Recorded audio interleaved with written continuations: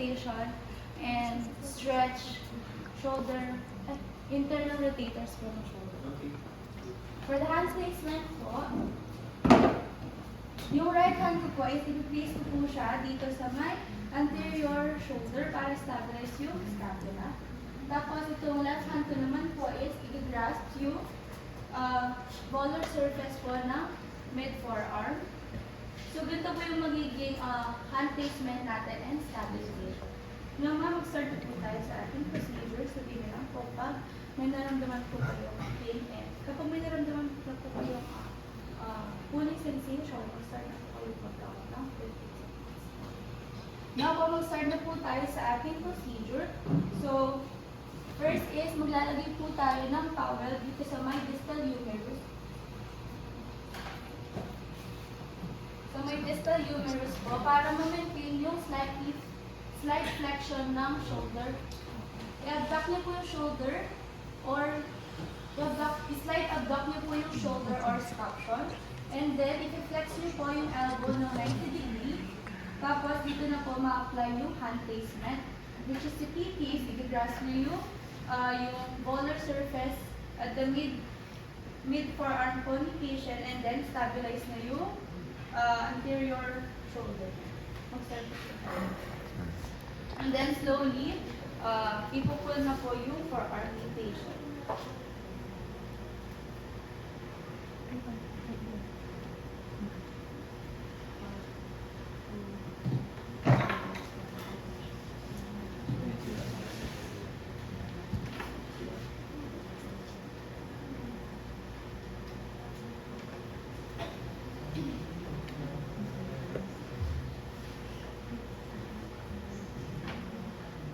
For the parameters naman po, i-hold po siya ng 15 seconds, 10 reps, 1 sets. Yung precaution po dito, i-make sure lang po yung glenohumeral joint is stable po siya. Tapos po yung elbow po is pain-free. Tapos apply po kayo ng gentle stretch and ano po siya sa mga may osteoporosis. Okay, sige. Ma'am, patient's position is in supine. How about the upper X, ma'am? Ano yung position ng natin? Yung patingin? Sige, ma'am. Please mention yung positions. Yung patient position is nakasupine siya, so align lang yung trunk niya sa upper X tsaka yung lower. Yes, yung shoulder position. Yung shoulder position naman po is mag-apply muna ng towel dito sa distal humerus para ma-maintain yung slight flexion ni shoulder. Tapos, isa-slight abduction mo siya, and then yung elbow mo, i-flex mo siya ng 90 degree. Para lahat ng pressure na ibibigay mo is mapunta dito sa my forearm. Tapos, Okay, so 90 degrees flex ng elbow. The shoulder down is abducted to... 30 to 45 degree. Okay, so sige, ang pwede nating gamitin dito is yung, sabi niya, pwede siyang 30, 45, and later to 90. O sige, alam mong 90, pakita sa amin ng 90, ma'am. Ito madali lang to ng 90. Yan. 45 is somewhere in the middle niyan, no? So madali lang ang 45. Yung 30, sige ma'am, ibawas mo ng konti, palapit lang ng konti. Okay? So sige, okay lang for now, kahit tensahan muna. Okay, sige po. So now, hand placement, ma'am. Sige. Yung hand placement naman po, ito right kamay ko, ilalagay po siya dito sa may anterior shoulder para stabilize yung scapula. Tapos itong left na kamay ko naman is i-grasp niya yung volar surface na mid-forearm ni patient. So ganito po yung magiging hand placement natin and stabilization. And then magsa-start na yung procedure.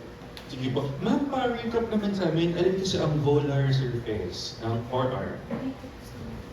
Okay, so yun siya. Kasi the other one is the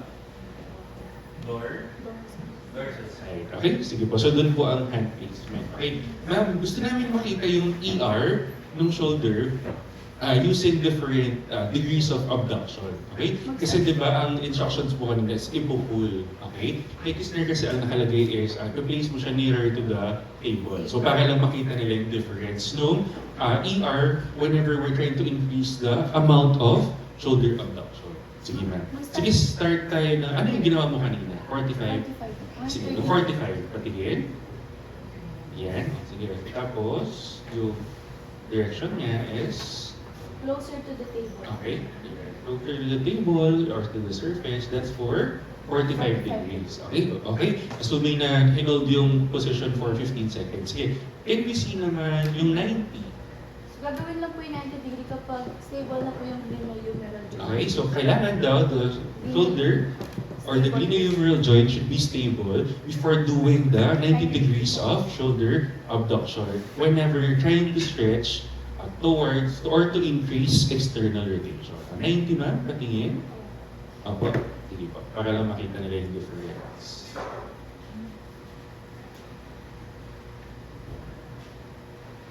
Sige ma'am, and then make sure to maintain the 90 degrees of elbow flexion. No? Sige, pwede pabalik ma'am. Sige po. 90 degrees of elbow flexion ma'am. Sige. Pwede kang ano ng copy. Kahit na may okay? Sige po. Nakuha. So, kailangan ma-maintain yung 90 degrees of elbow flexion. Ha? Kasi parang on my end, ang nakikita ko, nag-extend yung elbow instead of nag-ER siya. Okay? Sige. Can you try that ulit? So, mas papunta sa'yo, dun pala yun. Okay? Kaya, pwede kang pumasok pa doon. Clear, right? Ha? Sige po. Okay? And then lastly, yung 30 degrees of abduction. Of shoulder abduction. Okay? So, di ba napansin, tapos nag-move din yung position ni PT based doon sa kung ilang pong degrees of shoulder abduction yung pinaperform ni PT. Okay? So, holding this for how long? 15 seconds. 15 seconds hold for how many reps? 10 reps po. And 1 set. So, that's it for shoulder external rotation. Let's have internal rotation.